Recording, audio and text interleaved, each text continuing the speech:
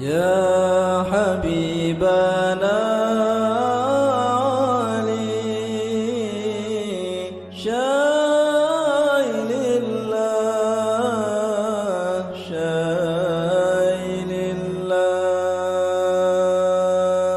يا إمام ابني الإمام شايل الله شايل الله.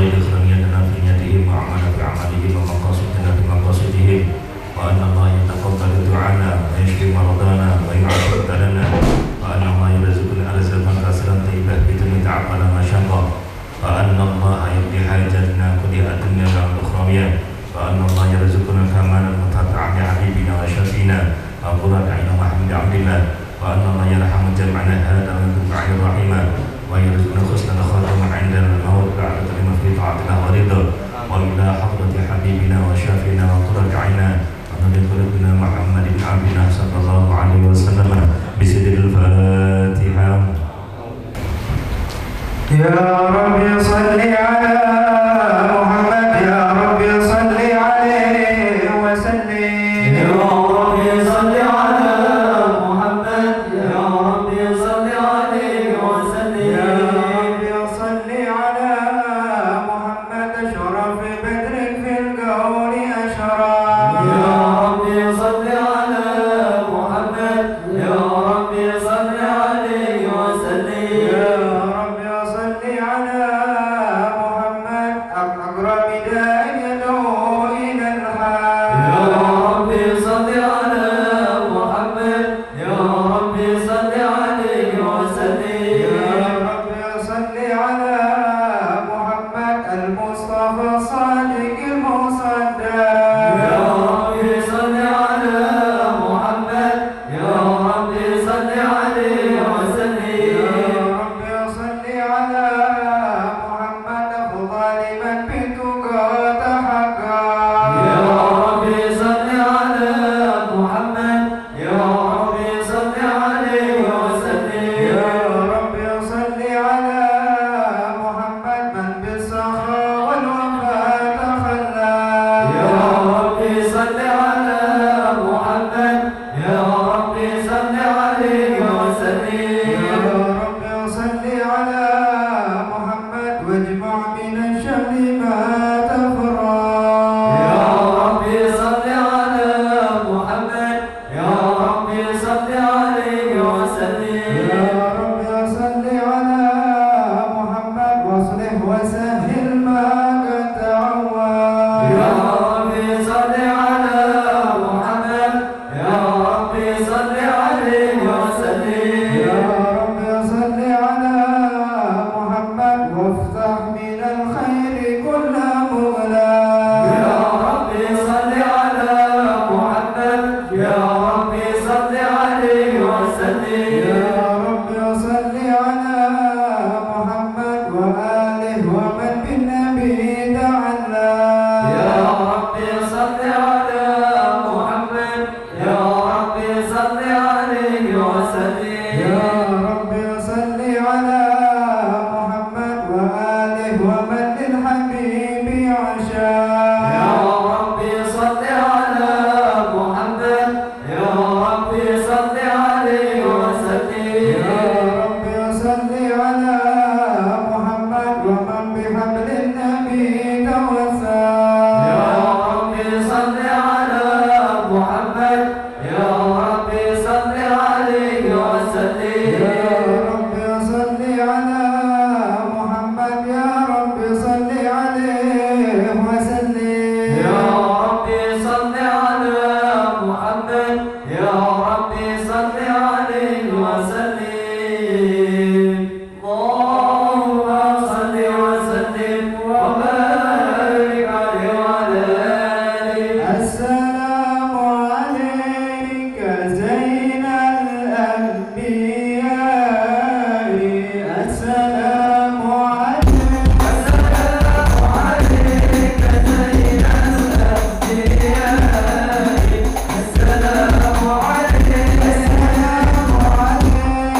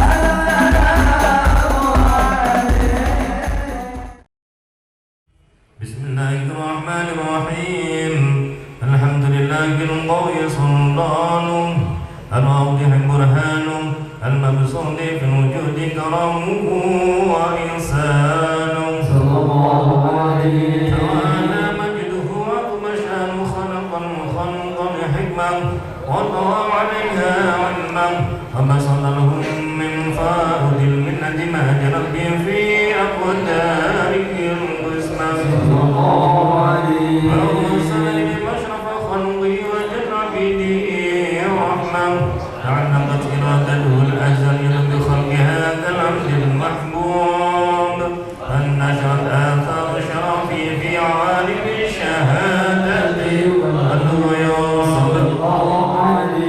فما أجل هذا المن الذي تكرم به المنان وما أعظم هذا الفضل الذي برز من حضرة الإنسان صورة كاملة ظهرت في هيكل محمود فتعطرت بوجودها أخلاق الوجود وترجت برد العوالم بطراز التكريم اللهم صل وسلم اشرف الصلاة وتسليم على سيدنا ونبينا محمد الرؤوف الرحيم اللهم صل وسلم وبارك عليه وعلى آله اللهم صل وسلم وبارك عليه وعلى آله تجلى الحق في عالم القدس الواسع تجلى الضوء بانتشار فضله في القريب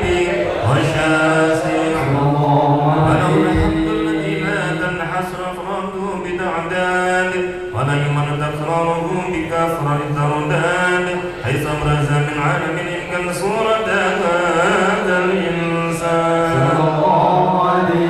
ليتشرف بوجوده الثقلان وتنتشر أسراره في الأكوان فما من سر اتصل به قلب منيب إلا بسابق فضل الله على هذا الحبيب يا لقلب صرره قد توالى بحبيب عمن أنام نوانا جل من شرف الوجود بنور ومن الكون بهجة وجمالا صلى الله عليه قدر الله في الحسن على مقام وتناهى في مجده وتعالى لاحظته عيون في مجدته بشرا كاملا يزيغ الضلالا صلى الله عليه الإمام قد رأت رفعة في شؤونه وكمالا صلى الله عليه فسبحان الذي أبرز من حضرة الامتنان ما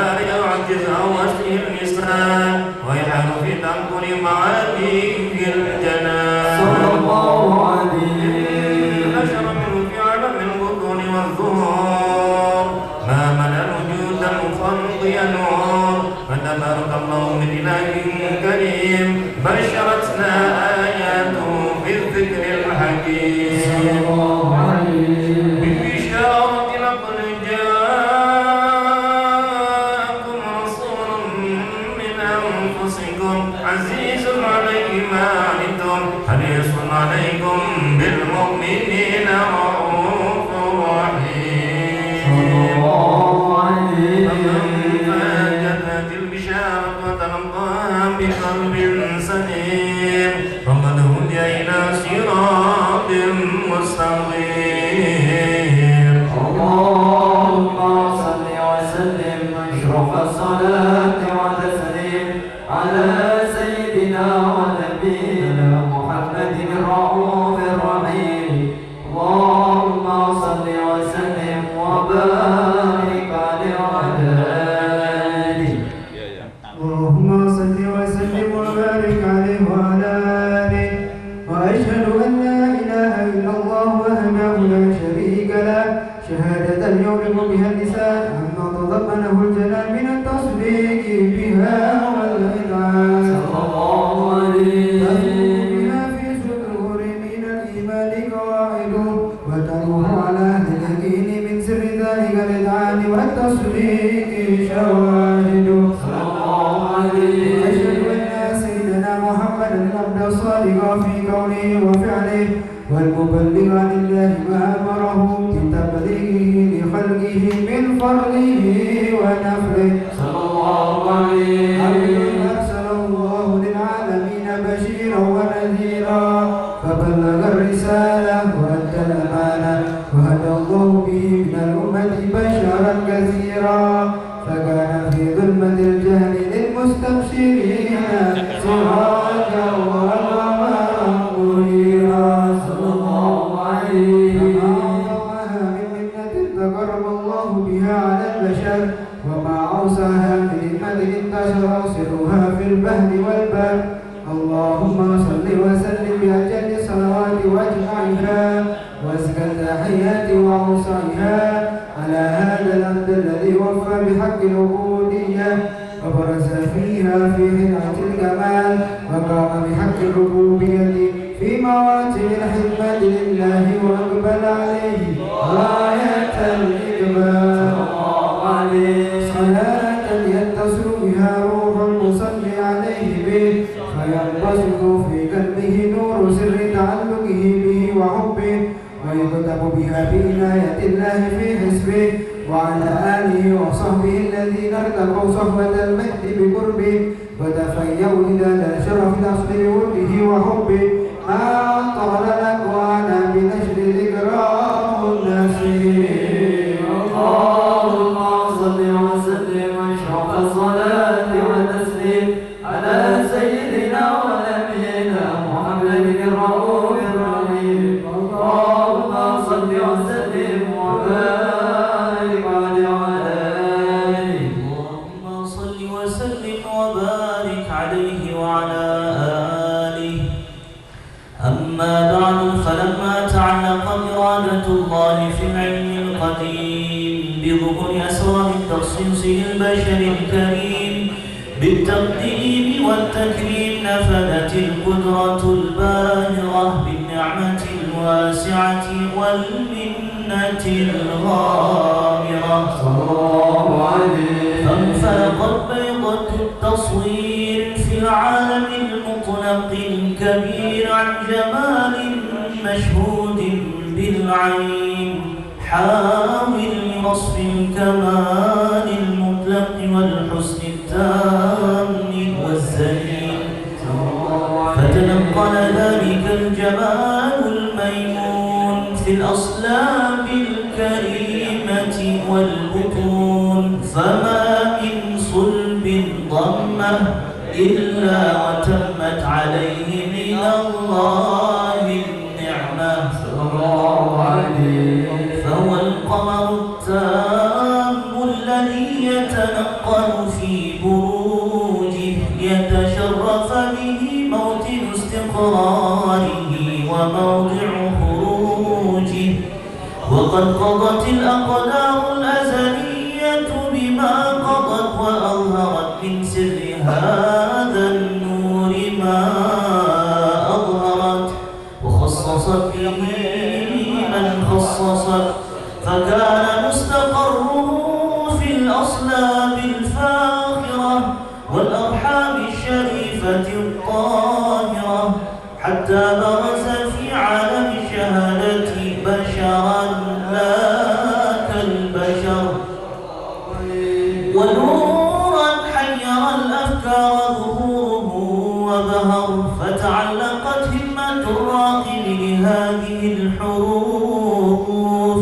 بأن يرقم في هذا القرطاس ما هو لديه من عجائب ذلك النور معروف وإن كانت الألسن لا تفي بعشر معشار أوصاف ذلك الموصوف تشويقا للسامعين من خواص المؤمنين وترويحا للمتعلقين بهذا النور المبين وإلا فأنا تعلم الأقلام عن شؤون خير الأنام ولكن هزني إلى تدوير ما حفظته من سير أشرف المخلوقين وما أكرمه الله به في مولده من الفضل الذي عم العالمين وبقيت رايته في الكون منشورة على مر الأيام والشهور والسنين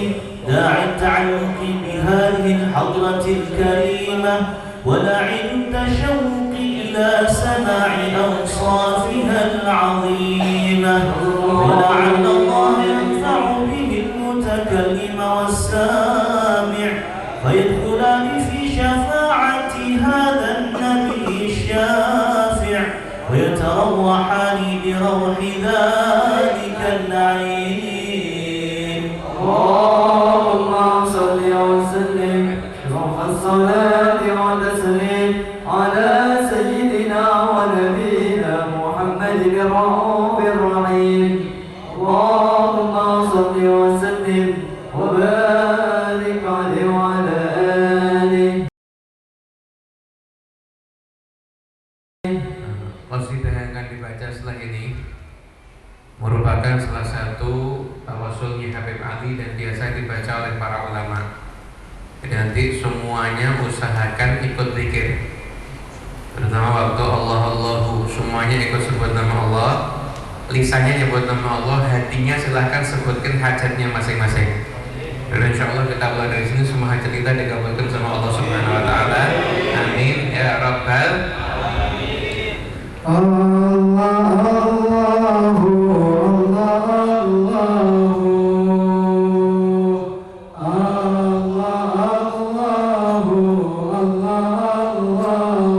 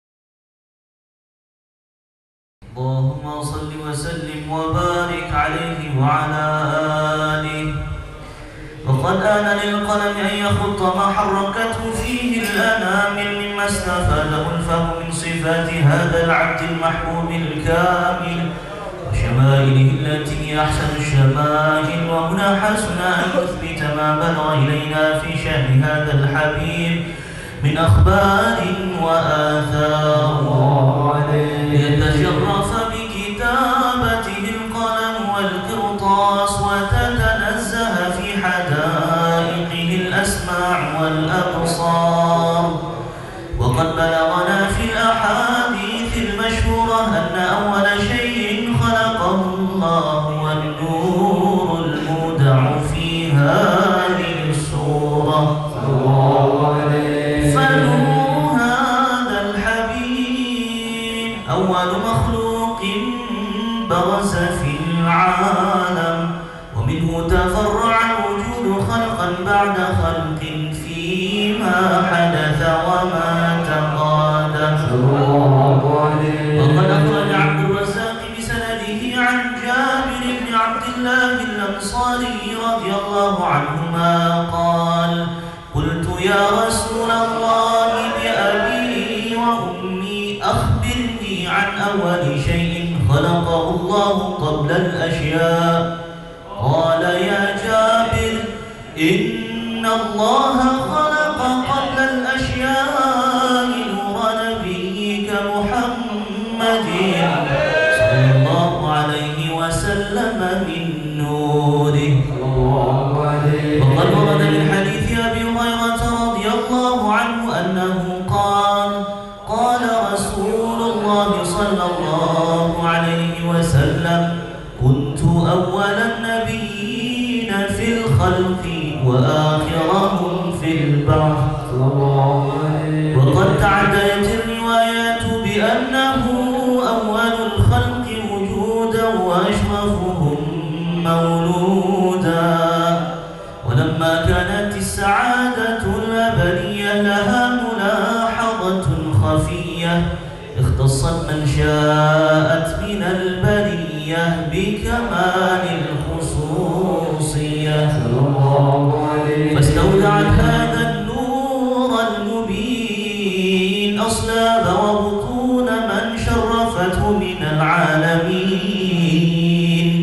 فتنقل هذا النور من صلب آدم ونوح وإبراهيم عليهم السلام حتى وصلته يد العلم القديم إلى من خصصته بالتكريم أبيه الكريم عبد الله بن عبد المطلب ذي القدر العظيم وأمه التي هي في المخاوف آمنة السيدة الكريمة آمنة.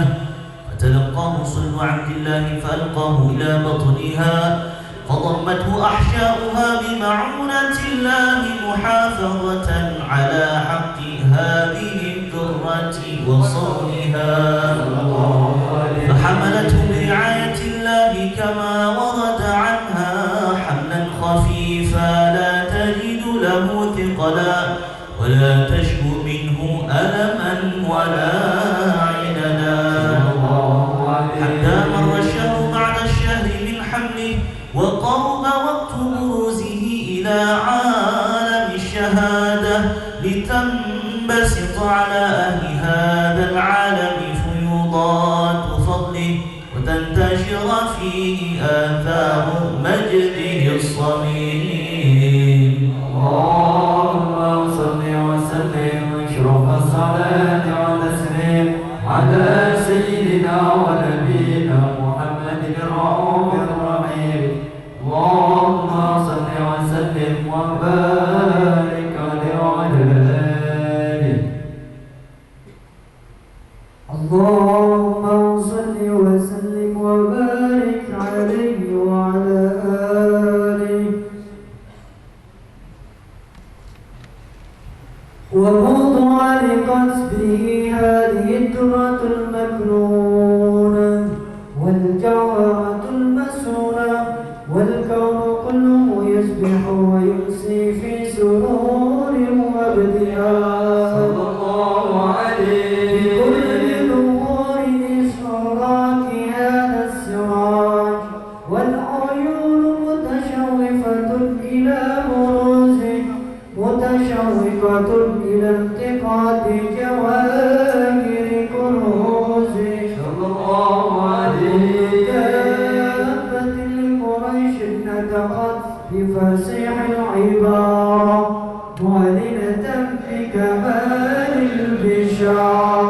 صلى الله عليه. وما من حمل حملت في ذلك العام إلا أتت في حملها بغلام من بركات والسعادة هذا الإمام صلى الله عليه.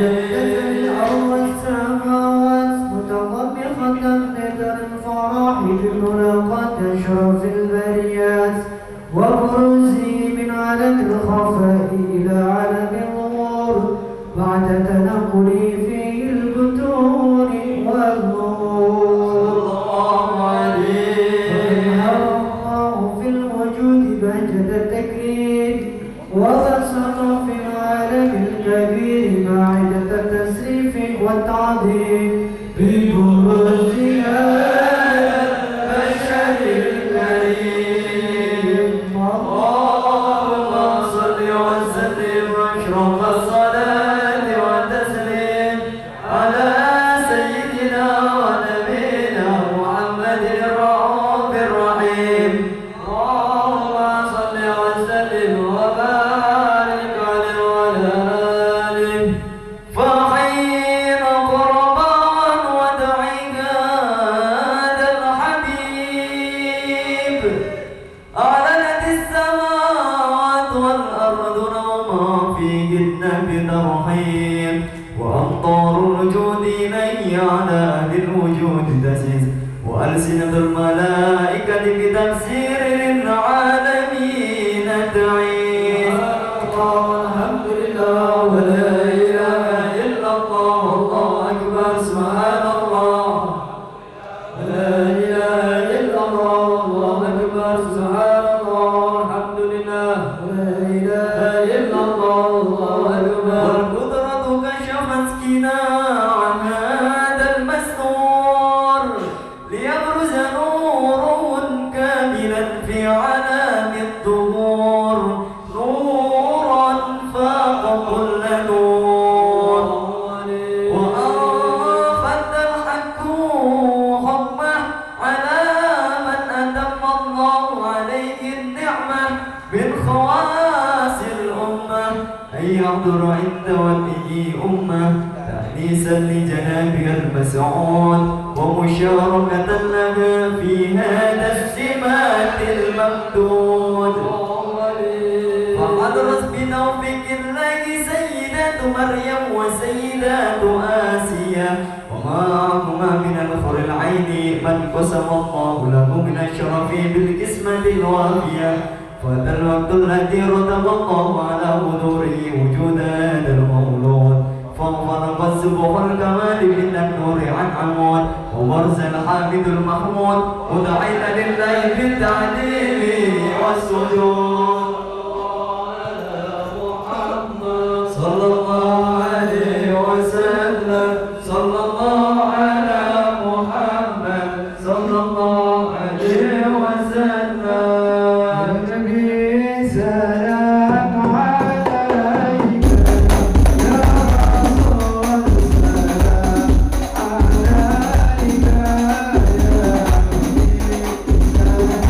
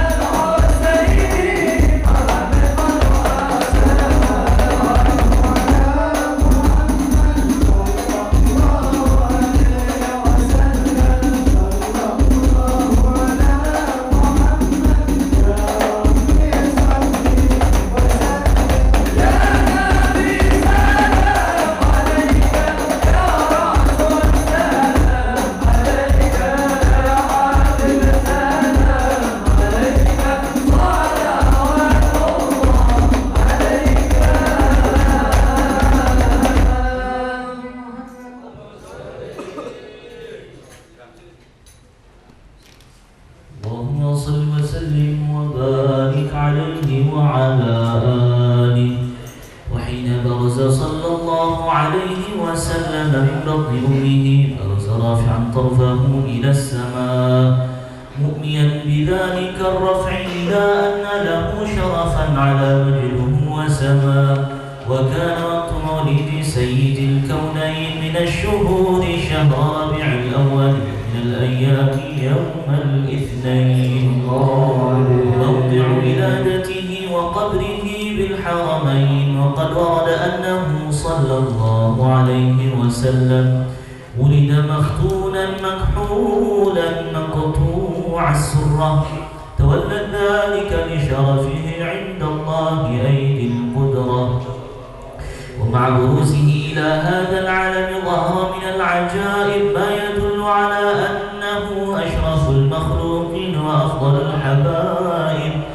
فقد ورد عن عبد الرحمن بن عوف عن أم الشفاء رضي الله عنهما قالت لما ولدت آمنة رضي الله عنها رسول الله صلى الله عليه وسلم وقع على يدي فاستهل فسمعت قائلا يقول رحمك الله أو رحمك ربك صلى الله عليه. قالت الشفاء فأضاء له ما بين المشرق والمغرب حتى نظرت إلى بعض فصول الروم. قال ثم ألبسه وأضجعته فلم أنشب أن غشيتني ظلمة ورعب وقشعريرة عن يميني فسمعت قائلا يقول أين ذهبت به؟ قال إلى المغرب. أسمع ذلك عني ثم عودني الرعب والظلمة والقشعريرة عن يساري فسمعت قائلا يقول أين ذهبت به؟ قال إلى المشرق. قالت فلم يزل الحديث مني على بال حتى ابتعثه الله فكنت من أول الناس إسلاما. لكم ترجمة السنة من عظيم المعجزات وباهر الآيات البينات بما يقضي بعظيم شرفه عند مولى وأن عين عنايته في كل حين ترعى وأنه الهادي إلى صراط مستقيم. اللهم صل وسلم واشرف الصلاة والتسليم على سيدنا ونبينا محمد الرؤوف الرحيم. اللهم صل وسلم وبارك على اللهم صل وسلم وبارك عليه وعلى آله. ولقد اتصف صلى الله عليه وسلم بمحاسن الأحلام بما تضيق عن كتابته بطون الأوراق صلى الله عليه وسلم أحسن الناس حبا وخلقا وأولهم إلى مكارم أخلاق سبقا وأوسعهم بالمؤمنين علما ورفقا صلى الله عليه فلا يقول ولا يفعل إلا معروفا له الخلق السهل واللفظ المحتوي على المعنى الجزم إذا دعاه المسكين أجابه إجابة مؤجلة وهو الأب الشفيق الرحيم لليتيم والأرملة صلى الله عليه. وله مع سهولة الأهلك هيبة قوية التي ترتعد منها فرائص الأقوياء من البرية ومن نشر به تعطرت الطرق والمنازل وبعرف ذكره تطيبت المجالس والمحافل صلى الله عليه. صلى الله عليه وسلم جامع الصفات الكمالية والمنفرد في خلقه وخلقه بأشرف الخصوصية فما من خلق في البرية محمود إلا وهو متلقى عن سيد الوجود صلى الله عليه. أجمل في وصف الحبيب وشأنه وله العلا في مجده ومكانه أوصاف عز قد تعالى مجدها أخذت على نجم السها بعنانه صلى الله عليه. وقد انبسط القلم في تدوين ما أفاده علمه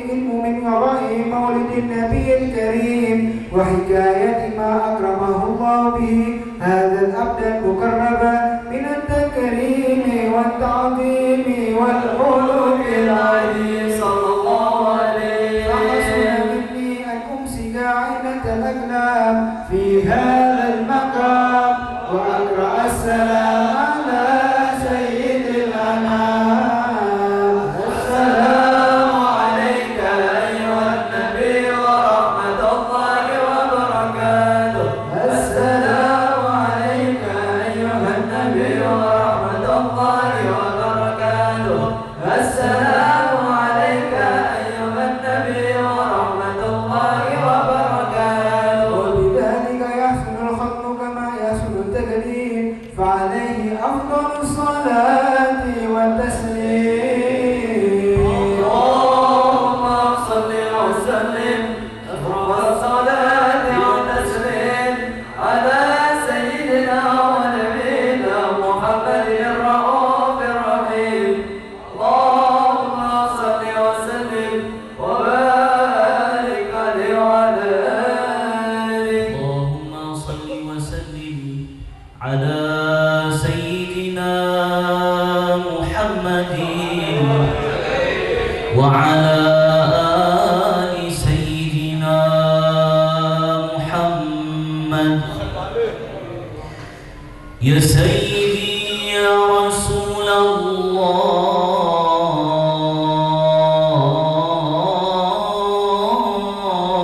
الله خذ بيدي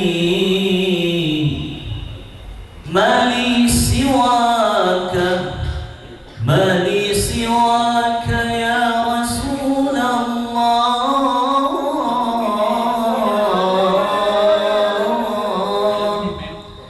ما لي سواك ولا ألوي على أحد يا سيدي يا رسول الله خذ بيدي فأنت نور الهدى فأنت نور الهدى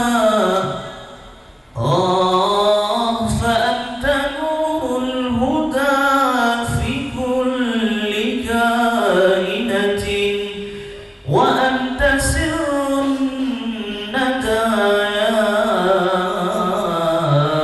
خير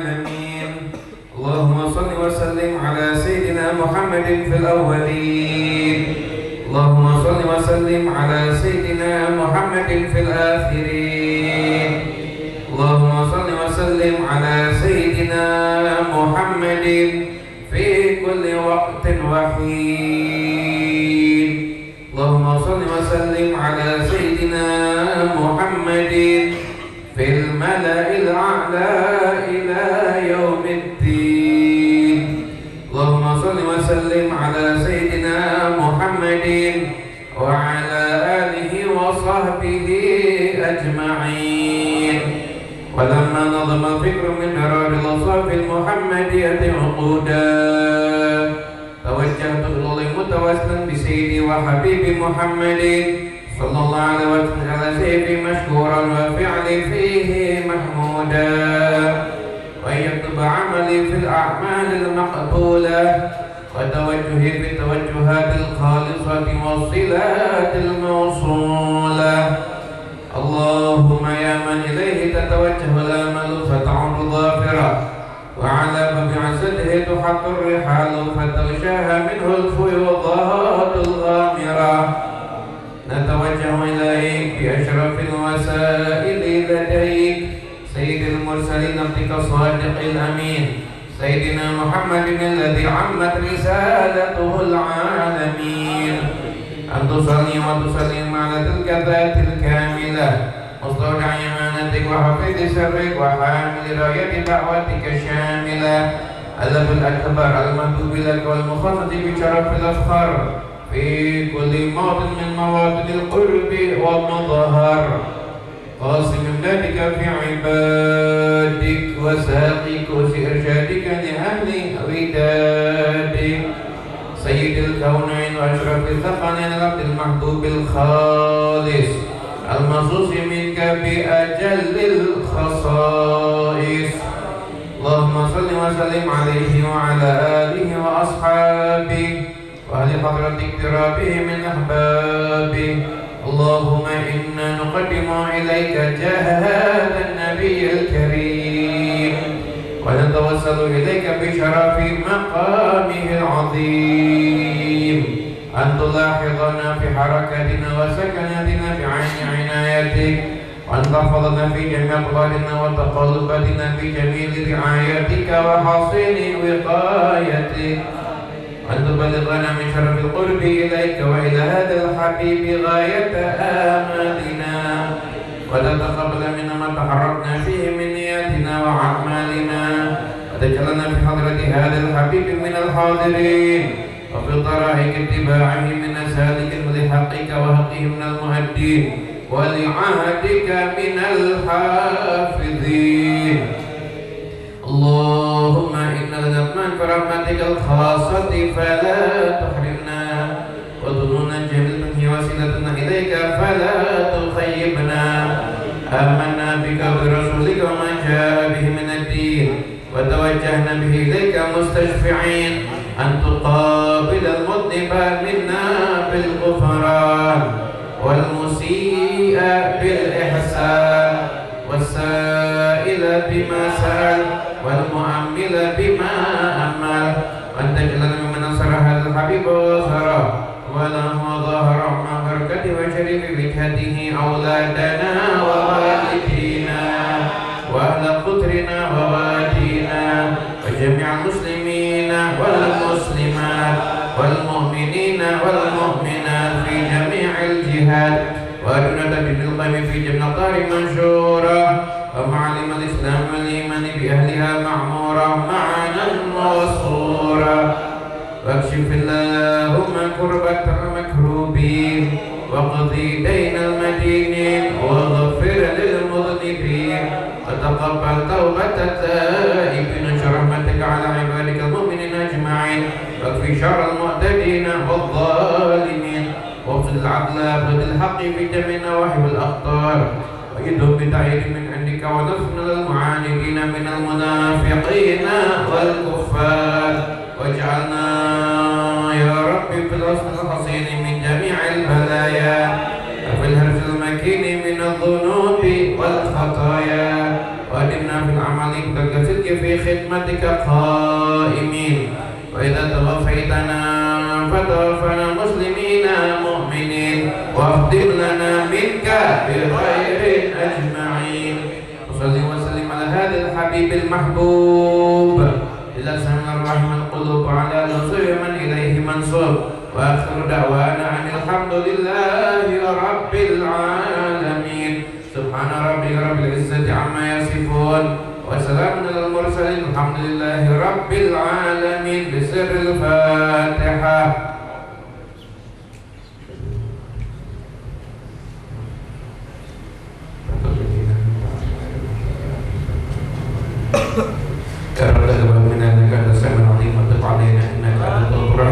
اللهم تقبل هذه الدعوات وعجل بالإجابة ووفقنا للعمل بالباقيات الصالحات واختمنا بالخاتمة الحسنة عند الممات. اللهم إنا نبات نعمتك فلا تجعلنا حصادا نقمتك. اللهم لا تحرمنا خير ما عندك لشر ما عندنا. اللهم إنا نسألك من كل خير أحاط بعلمك في الدنيا والآخرة ونعوذ بك من كل شر أحاط بعلمك في الدنيا والآخرة يا مالك الدنيا والآخرة رب فاجعل مستمعنا غير حسن الختام واعطنا ما قد سألنا من عطاياك لسان تكرم الأرواح منا بلغاء خير الأنام وابلغ المختار عنا من صلاة وسلام الحمد لله رب العالمين. حبيبنا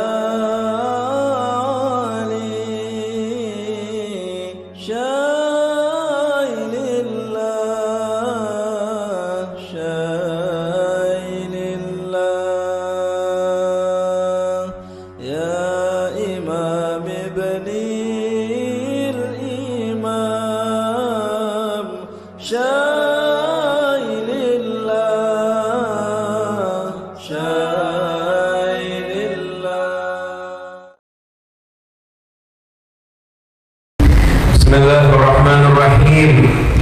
Alhamdulillahirabbil alamin. Allahumma shalli wa sallim ala sayyidina Muhammadin lina'il fakhri wa hayati ruhi wa sururi qalbi wa najati fi dunya wal akhirah wa ala alihi wa sahbihi wa man walah amma ba'du. Assalamualaikum warahmatullahi wabarakatuh. Waalaikumsalam warahmatullahi wabarakatuh. Yang saya hormati, yang saya muliakan para habaib, para alimul ulama, Dr. Hasan Syarif, Dr. Hibbi, Gus Yahya dan Sohibul Bait, Mas Indra selaku keluarga besar Majlis Barakatul Mustafa. Allah rutinan dibuka kembali setelah kemarin libur bulan Ramadan dan bulan Syawal. Mudah-mudahan insyaallah jadi pembukaan yang berkah untuk kita semuanya. Amin. Allahumma amin. Hadirin yang dimuliakan Allah Ta'ala, para nabi diutus, para penerus nabi berdakwah, semuanya itu tujuannya adalah untuk menyampaikan ilmu. Sedangkan ilmu itu ada yang hukumnya wajib, ada pula yang hukumnya sunnah, ada juga ilmu yang hukumnya haram. Ada ilmu haram, ada ilmu cara maling haram, ilmu cara apa nyantai sebelahkan itu haram. Ada ilmu yang hukumnya wajib. Ilmu apa? Ilmu yang menjadikan akidah benar, ibadah benar, kemudian akhlak juga benar. Itu namanya ilmu yang wajib. Yang termasuk ilmu yang wajib itu kalau orang mau jadi panitia kurban harus tahu ilmunya kurban. Kenapa? Karena nanti nyembelih kurban, nyembelihnya tidak sah. Kalau tidak tahu caranya nyembelih itu baru geser separuh, hewannya udah kejang-kejang, diteruskan lagi, itu namanya bukan nyembelih kurban, bangkai jadinya. Kalau bangkai hukumnya najis. Semua itu ada ilmunya. Kurban ada ilmunya. Yang namanya biasa jadi panitia kurban harus mengetahui ilmunya kurban. Jangan sampai nggak tahu ilmunya kurban. Itu. Nah, khawatir rahimakumullah, terkait dengan permasalahan kurban dan sebagainya itu sudah sering disampaikan oleh para ulama. Nanti Anda bisa lihat ulama yang menerangkan tentang fikih kurban. Jadi panitia itu bukan cuma rapat, tapi cuma ngerembuk bagi dagingnya gimana?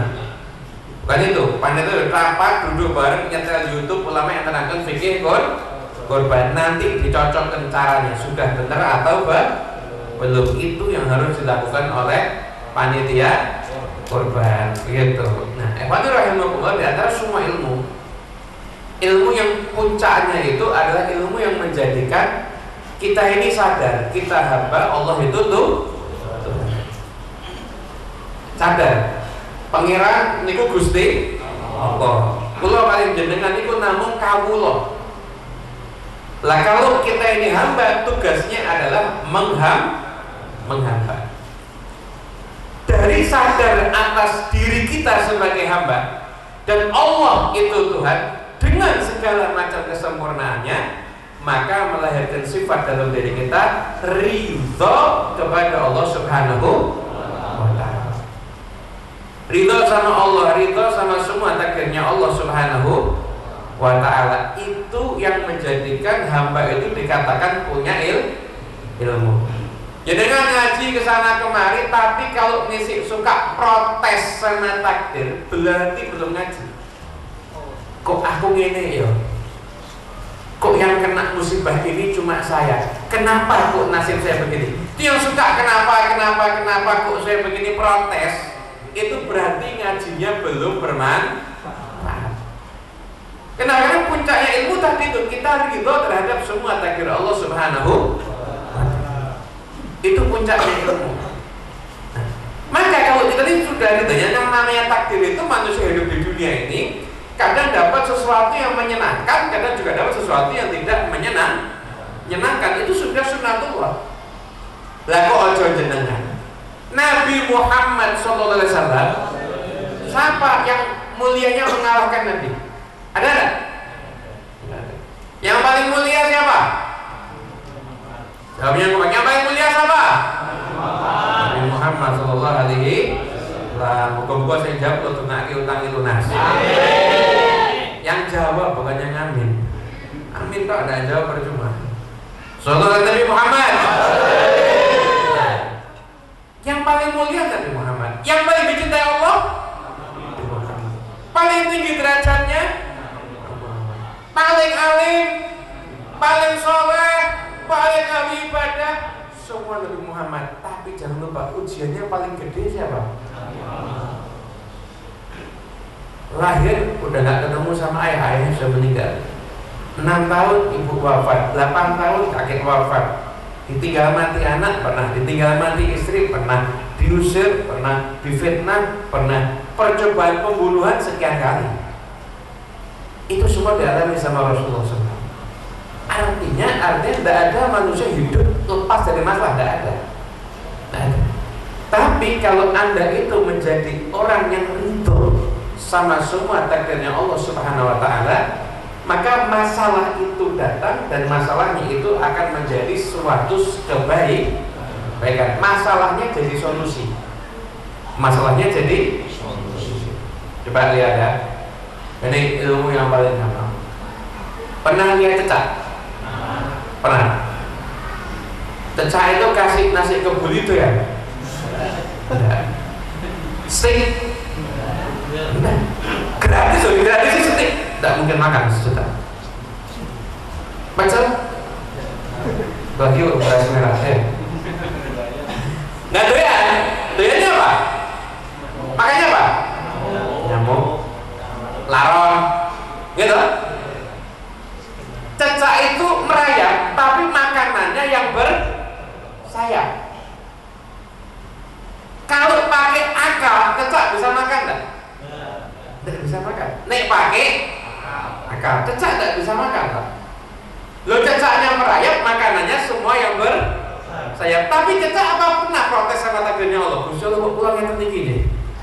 Kok pulang jenengan takdirkan makanannya bersayap, sedangkan saya tidak punya sayap. Tapi gimana ketika ridho dengan takdir Allah, syukur wis uripku ngene, hasilnya sama Allah Ta'ala yang bersayap didekatkan ke mulutnya cecak. Maka tidak pernah ada sejarahnya cecak kelaparan, tidak ada. Cecak busung lapar, tidak ada. Cecak itu pasti bisa makan. Makanannya digiring sama Allah. Manusia itu juga sama. Apapun kondisi Anda, langkah pertama di semua keadaan ridho terhadap takdirnya Allah Subhanahu wa Ta'ala. Jangan pernah protes sama Allah. Jangan pernah protes sama Allah. Ridho sama semua takdir Allah. Setelah itu ikhtiar, nanti Allah Ta'ala yang akan membantu.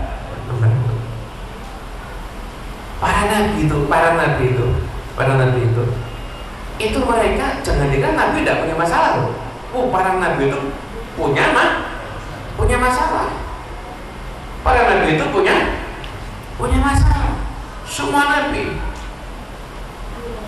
Coba bisa kita lihat Nabi Musa alaihissalam.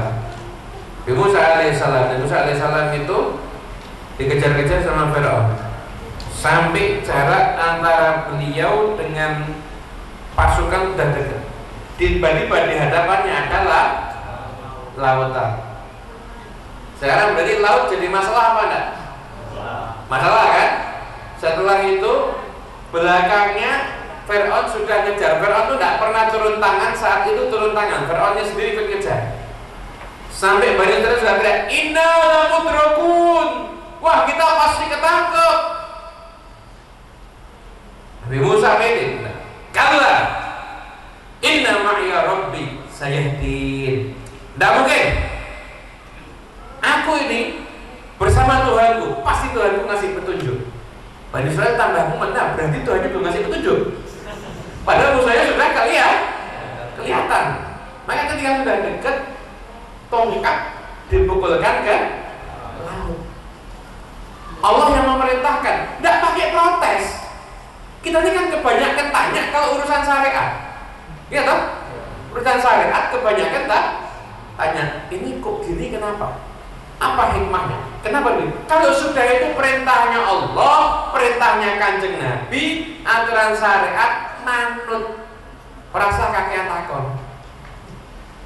Kenapa kita tuh wudhu yang kentut pantatnya pengen dibasuh muka ya? Perasa kakean takon, semamut toh. Gak usah banyak, gak usah bingung. Pokoknya manut. Kita dikit-dikit tanya, tapi kalau dapat saran-saran di WA tidak pernah tanya. Telah dikabarkan ini ada kasus, tidak pernah tak langsung. Ini loh ceritanya. Aneh lah. Hal yang tidak penting kita langsung percaya, tidak pernah tanya. Syariat tidak percaya, tanya dulu. Aneh lah.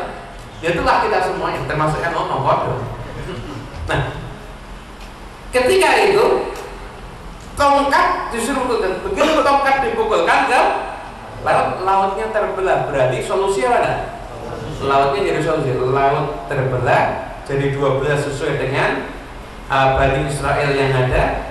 Sudah ada beberapa suku, masing-masing sudah tahu, ikut dengan sukunya, terus sampai berhasil melewati lautan. Fir'aun yang ngejar, ditutuplah lautan. Akhirnya yang awalnya masalah jadi solusi. Itu seperti itu kehidupannya para nabi. Nabi Sulaiman sempat kecewa nih, kok burung untut kok nggak kelihatan ini? Kok nggak kelihatan? Ternyata terlambatnya berhudud menghadap Nabi Sulaiman jadi solusi. Karena terlambatnya berhudud, Nabi Sulaiman dapat kerajaan plus sama ratunya. Gitu. Artinya setiap ada masalah, itu setiap kita ridho sama Allah Ta'ala, masalahnya nanti akan menjadi solusi. Nabi Muhammad SAW dakwah di Mekah 13 tahun. Bayangkan Rasulullah SAW itu sebelum dakwah itu tidak ada dari orang Mekah itu ditanya yang paling dimuliakan siapa? Nabi Muhammad. Tidak ada. Tidak ada ini atau tidak ada. Nabi Muhammad yang paling dimuliakan. Nabi itu yang paling harum namanya di Mekah. Bahkan ketika mau perang hampir bunuh-bunuhan Pak, karena untuk meletakkan Hajar Aswad, solusinya yang ngasih Nabi Muhammad SAW. Tapi ketika beliau berdakwah dimusuhi macam-macam, yang dialami sama Nabi. Ketika Nabi dimusuhi sampai akhirnya terusir dari kota Mekah, mau terusir Nabi akhirnya ke Madinah. Ternyata terusirnya Nabi jadi solusi. Terusirnya Nabi jadi solusi. Di Madinah lah ternyata disitulah pusat pertama kekuatan Rasulullah SAW mimpi. Ketika itu beliau mimpi. Dalam mimpinya beliau melaksanakan ibadah haji umroh sampai halal. Halal itu kan berarti kalau sudah selesai ibadah mimpi bagus, yuk kita berangkat ibadah haji umroh. Berangkat ternyata dicegat. Udah perjalanan kurang lebih waktu itu Mekah Madinah itu kurang lebih 8 hari. Perjalanan 8 hari loh Pak Bu. 8 hari udah mau masuk kota Mekah, dicegat, tidak boleh masuk, ada perjanjian damai, diusir, suruh pulang tahun depan. Masalah apa enggak ini? Perjanjian Hudaybiyah. Masalah awalnya. Bahkan ketika disuruh pulang itu sahabat ketika Nabi bilang, orang kalau sudah mau ibadah tapi kemudian dia itu harus pulang, tidak menyelesaikan ibadah kan suruh tahallul. Itu suruh tahallul, nggak ada yang mau tahallul gitu sahabat, karena saking shocknya, nggak nyangka loh Nabi udah mimpi itu dan dianggap pasti kita ini akan ibadah, kok ternyata malah namun protes loh. Sayyidina Umar ketika itu protes. Jadi Anda kalau tidak ada Sayyidina Umar kok keras ya ini dan sebagainya, Anda jangan merasa bingung kalau ada ulama kok keras atau tegas. Jangan, itu memang kadang-kadang bawaannya ulama begitu. Ada ulama yang dia bawaannya sifat jamalnya Allah, sifat keindahannya Allah Ta'ala, sehingga dia kalau lihat, oh Gusti Allah itu pasti ngapura, Gusti Allah itu pasti ngampuni. Tapi ada ulama juga bawaannya marah. Contoh ya, contoh. Jenengan punya temannya loman, suka ngeraktir, ada yang konco butuh hutangan langsung, wes rasa hutang, pakai. Orangnya baik, tiba-tiba dia dikhianati, jenengan marah enggak sama yang khianat? Marah apa enggak? Kenapa? Lho konco api koyok mono kok malah mbok khianati. Gitu apa gitu? Sama. Kadang ada hamba-hamba Allah Ta'ala itu marah.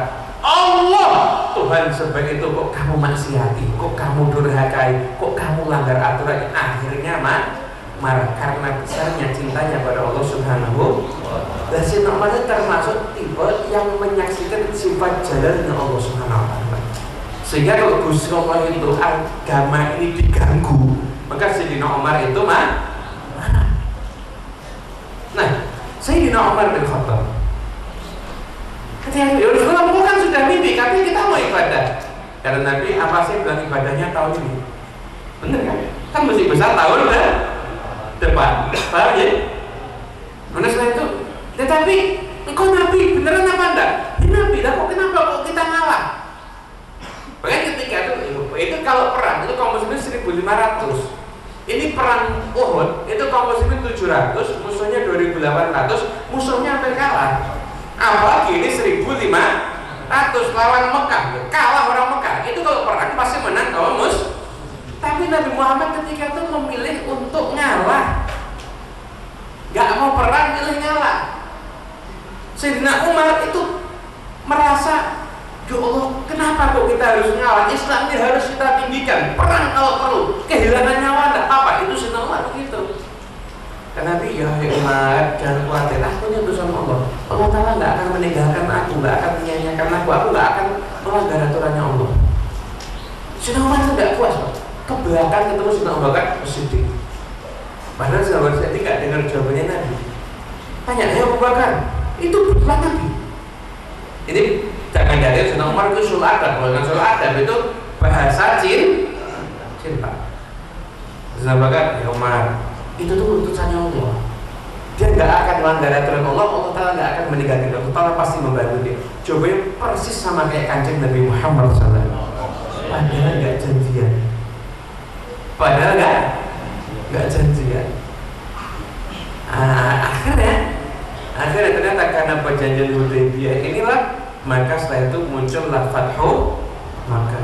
Surat Inna Fatahna Laka Fatham Mubina itu bukan turun ketika Fathu Makkah, bukan, ketika perjanjian Hudaybiyah, di momen ketika semua orang menganggap Nabi Muhammad itu kalah, justru Allah menyatakan Nabi Muhammad itu menang. Sama kadang-kadang masalah datang kepada kita udah nganggap, wah ini problem, ini masalah, tapi kita tidak tahu ternyata di situ banyak kebaikan. Berapa banyak orang awalnya kerja ikut sama orang jadi karyawan digaji tetap seneng deh, tiba-tiba ada apa? Perampingan manajemen di PHK, akhirnya mumet, setelah mumet akhirnya dia mau tidak mau berintis kerja saja. Subhanallah, malah sukses punya karyawan yang tadinya jadi karyawan malah punya. Berarti di PHK itu masalah apa solusi? Solusi, cuma kita terlalu cepat mengambil kesimpulan. Yang penting kunci pertama ridho sama semua takdirnya Allah Subhanahu. Itu kunci kehidupan yang pertama. Ridho sama semua takdirnya Allah Subhanahu wa taala. Kalau kita bisa ridho dan kita tetap bisa ikhtiar dengan semangat, insya Allah nanti Allah Ta'ala akan memberikan jalan keluar. Bahkan Allah Ta'ala itu bisa menyampaikan, wa may yattaqillaha yaj'al lahu makhraja wa yarzuqhu min haitsu. Barang siapa yang takwa sama Allah. Syaratnya apa? Ini syarat ini. Wa may yattaqillaha, barang siapa bertakwa kepada, ini syarat. Jawabannya apa? Ada syarat, ada jawaban syarat. Ada syarat, ada jawaban. Saya misalkan begini, barang siapa datang ke rumah Mas Indra malam Kamis menang dong, jadi mesti bingung. Terus apa? Gitu kan? Barang siapa bertakwa kepada Allah, apa yang didapat? Yaj'al lahu makhraja. Allah akan menjadikan bagi dia ada jalan keluar. Cukup enggak? Wa yarzuqhu min haitsu la yahtasib. Allah Ta'ala akan memberi rezeki dia dari sisi yang tidak terduga. Jadi orang kalau dia itu dapat masalah tapi dia itu tidak meninggalkan jalur-jalur ketakwaan.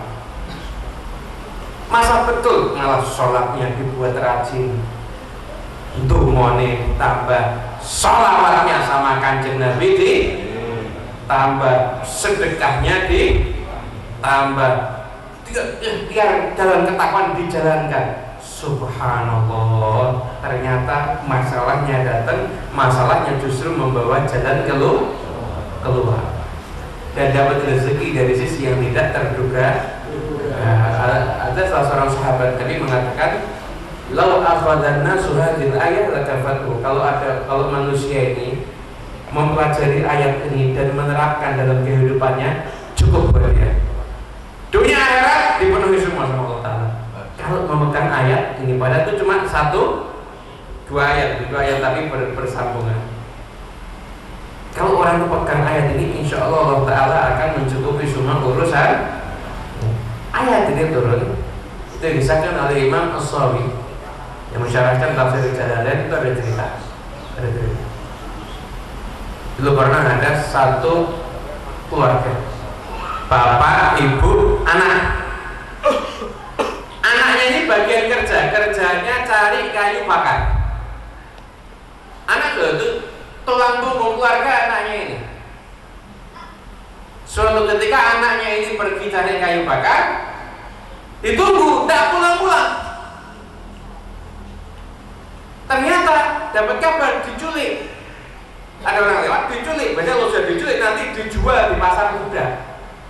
Waduh, bapak ibu ini nangisnya kayak apa tuh? Sudah anaknya soleh, tulang punggung keluar. Memang anak kalau soleh itu ya diharapkan gitu. Anak kalau nakal tuh gawe mumet. Kayak kewo orang yang singgung, didol ya ora payu, dibeteh dosa. Maka kan kelihatan lebih mending punya kambing nakal daripada anak nakal. Betul enggak? Kambing nakal masih banyak manfaatnya. Anak nakal. Akhirnya anak soleh ini, keluarga bingung, suami bingung, istri nangis terus. Akhirnya suaminya sowan ke Nabi Muhammad SAW. Kata Nabi SAW, itu dapat ittaqillah. Kamu takwa sama Allah. Wa aktsir min qawli la haula wala quwata. Kamu perbanyak ucapan la haula wala quwata. Dan tidak ada daya dan upaya kecuali dari Allah. Jadi pokoknya tidak ada, pokoknya pasrah sama Allah. Jadi Allah terkait. Jadi kapan pertolongan Allah itu datang? Kapan? Ketika manusia merasa tidak punya harapan kecuali sama Allah. Ali bin Muhammad Habsyi, beliau pernah ditanya dalam suatu kalamnya, bertanya, Habib, kapan saatnya ijabah? Mata waktu ijabah? Kata Ali, waktu inkisar, saat dimana hatimu hancur karena Allah. Kau merasa ya Allah tidak punya apa-apa, ya Allah cuma punya Engkau ya Allah. Jadi udah tidak ada apa-apa, mintanya hanya pada Allah Ta'ala. Sama kayak gini ya. Orang kalau tenggelam, orang kalau mau tenggelam, dia minta tolong. Yang dilihat ada satu orang. Kira-kira minta tolong harapannya kemana? Ke orang itu atau ke orang lain? Orang yang ada di hadapannya kan? Nah, ini orang itu yang selamat di akhir zaman itu yang kalau doa kayak doanya orang yang tenggelam itu. Paham ya? Doanya itu ibarat minta tolongnya orang yang tenggelam, itu orang yang akan selamat di akhir zaman. Bali mengatakan, kapan waktu ijabah? Waktu inkisar.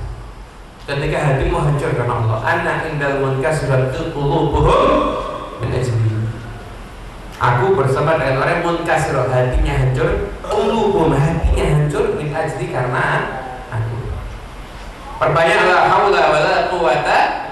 Enggak punya apa-apa, punyanya cuma kekuatan, enggak punya usaha, enggak punya upaya, enggak punya la haula wala quwata illa billah. Ketika itu Pak Amin bilang sama istrinya, pada Nabi suruh takwa sama Allah, perbanyak la haula wala quwata illa billah. Dia mau. Anaknya ternyata diculik, belum dijual, tapi dipekerjakan, diperbudak, disuruh angon kambing sama unta. Nah, jaga mungkin tahanan berkelakuan baik mungkin. Jadi dapat keistimewaan itu. Ada angon dari Bali, angon Bali. Mulai kelihatan tuh sih bocah malut, tidak diawasi. Anaknya pinter, besok angon agak jauh. Dia tuh tidak diawasi. Besoknya lagi lebih jauh. Udah diawasi. Besoknya lagi kabur. Pulang ke Madinah. Kabur, anaknya kabur sampai akhirnya ke rumah. Sampai di rumah disambut sama orang tuanya tangisan. Setelah bapaknya lihat kok ada yang aneh. Bapaknya buka pintu, ternyata yang diangon ikut kabur bareng. Jumlah kambing 4.000, unta 50. Kambing 4.000, berapa? Satu kambing 2 juta, itu kan? Itu kan? Nah, saya malas hitung. Kalau bagian ngaji dan bagian hitung 8M ya? 8M itu mungkin 8M 4.000 kali 2 juta 8M. Unta 120. Satu unta itu 200 juta yang bisa buat pergi jauh. Anggap 50 juta. 50 juta untanya 50. Berarti 2,5 M, 10,5 miliar. Begitu dapat, bapaknya mikir, nah halal apa haram ini? Ayo, soal Kanjeng Nabi Rasulullah. Soal Kanjeng Nabi Rasulullah, kata Nabi, halal, silahkan dinikmati, boleh. Kenapa? Karena itu punya orang yang harbi, yang memerangi muslim. Sehingga itu hukum syariatnya boleh untuk diambil saat itu. Yang memerangi ya, karena memerangi. Akhirnya dapat solusi. Kenapa? Ketika istiqomah dalam jalur makanya kita ini intinya ngaji malam ini, semua bapak ibu semua dengarkan. Inti ngaji malam ini, tidak mungkin manusia tidak mengalami masa-masa sempit. Pasti mengalami masa di mana dia diuji dengan suatu permasalahan. Walaupun kita doa semoga kita jadi hamba yang nggak sering kena ujian. Itu ada doa di buku wiridnya Habib Anis Al-Habsyi, Allahumma ja'alna min 'abidil ihsan la 'abidil imtihan. Ya Allah, jadikan kami hamba yang sering dapat kebaikan, bukan sering dapat ujian. Dan kita termasuk yang begitu insyaallah. Allahumma ja'alna min 'abidil ihsan la 'abidil imtihan. Nah, doanya begitu kita insyaallah. Tapi kan pasti ujian sesekali datang. Ketika ujian itu datang atau ketika proses kita lagi sempit, sumpuk dan lain sebagainya, kita satu ridho terhadap semua takdir. Jangan protes, jangan bilang seandainya. Fa inna lam taftahu amal syaitan, taftahu wa syaitan. Saya lupa ungkapan. Ucapan seandainya itu membuka pintu setan. Jangan ngomong seandainya, enggak. Takdir Allah ya itu yang terjadi. Nggak usah ngomong, wah, jadi aku enggak gini. Tidak usah ngomong begitu. Tidak usah ngomong seandainya, andai kata, coba saja, nggak usah ngomong begitu. Pokoknya takdir Allah itu semua sudah ngambil pelajaran boleh, tapi menyalahkan keadaan nggak boleh. Benar, oh iya, saya tidak akan lagi. Boleh, tapi tidak usah lagi seandainya. Terus takdir Allah dan itu yang jadi satu itu sama takdir Allah. Kalau usah lagi seandainya, tentu istiqomah dalam jalur ketakwaan, kemudian dan ikhtiar, bergeraklah al-harakah barokah. Kalau ada gerakan maka akan turut berkah. Itu Siti Maryam udah posisi hamil mau melahirkan, itu Allah Ta'ala suruh gerakkan pohon kurma. Jadi kalau tahu pohon kurma itu didorong sama 7 orang gede-gede, geser aja enggak, obah aja enggak. Itu perempuan hamil cuma dengan tangannya, tapi Allah Ta'ala nyuruh gerakkan. Terus saya gerakkan nanti baru kurmanya akan ada Allah Ta'ala itu senang kita bergerak, nanti baru turun pertolongan Allah Subhanahu. Gerakkan semua yang kita bisa, insya Allah Allah Ta'ala memberikan berkah pada kita semuanya. Amin. Mudah-mudahan Allah Ta'ala berikan berkah pada kita semuanya. Allah Ta'ala jadikan kita semua yang hadir hajatnya kabul, yang sakit angkat semua penyakitnya, rezekinya seret kasih rezekinya lancar, yang punya utang dilunaskan semua utangnya, diberikan pada kita rumah tangga yang sakinah, mawaddah warahmah, turunan kita jadi anak yang saleh salihah, panjangkan usia kita fil taatillah, nasihat wal afiyah, dan di akhir kita semua dalam keadaan husnul fanfa'na bi barakatihim wa ridal husna bi hurmatihim wa amitna fi tariqatihim wa mu'afatin minal fitani wa minkum. Wassalamualaikum warahmatullahi wabarakatuh.